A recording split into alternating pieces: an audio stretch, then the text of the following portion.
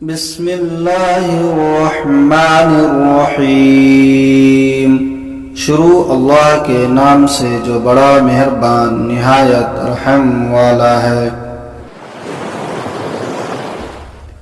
وَإِذْ قَالَ رَبُّكَ لِلْمَلَائِكَةِ إِنِّي جَاعِلٌ فِي الْأَرْضِ خَلِيفَةً قالوا أتجعل فيها من يفسد فيها ويسفك الدماء ونحن نسبح بحمدك ونقدس لك قال إني أعلم ما لا تعلمون۔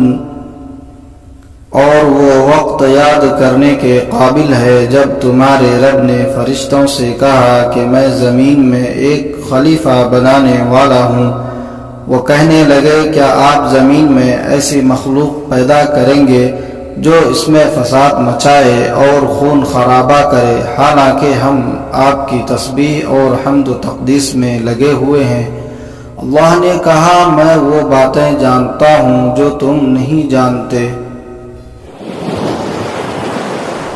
وَعَلَّمَ آدَمَ الْأَسْمَاءَ كُلَّهَا ثُمَّ عَرَضَهُمْ عَلَى الْمَلَائِكَةِ فَقَالَ أَنبِئُونِي بِأَسْمَاءِ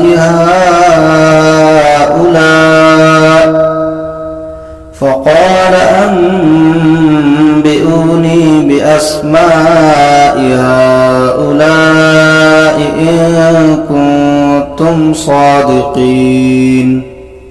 پھر اس نے آدم کو سارے نام سکھا دیے، پھر ان کو فرشتوں کے سامنے پیش کیا اور کہا اگر تم سچے ہو تو مجھے ان چیزوں کے نام بتلاؤ۔ قالوا سبحانك لا علم لنا إلا ما علمتنا إنك أنت العليم الحكيم۔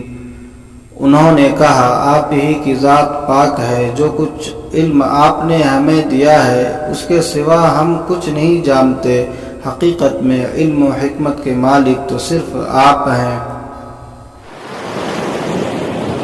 قال يا آدم أنبئهم بأسمائهم فلما أنبأهم بأسمائهم قال ألم أقل لكم إني أعلم غيب السماوات والأرض وأعلم ما تبدون وما كنتم تكتمون۔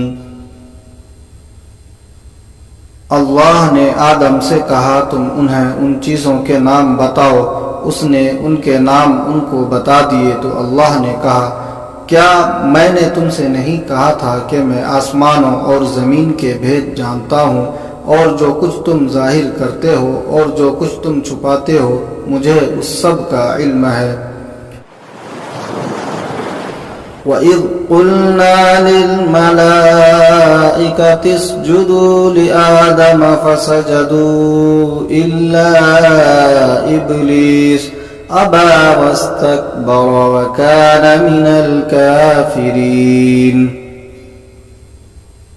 اور جب ہم نے فرشتوں سے کہا کہ آدم کو سجدہ کرو تو سب نے سجدہ کیا سوائے ابلیس کے کہ اس نے انکار کیا اور گھمنڈ میں پڑ گیا اور کافروں میں شامل ہو گیا۔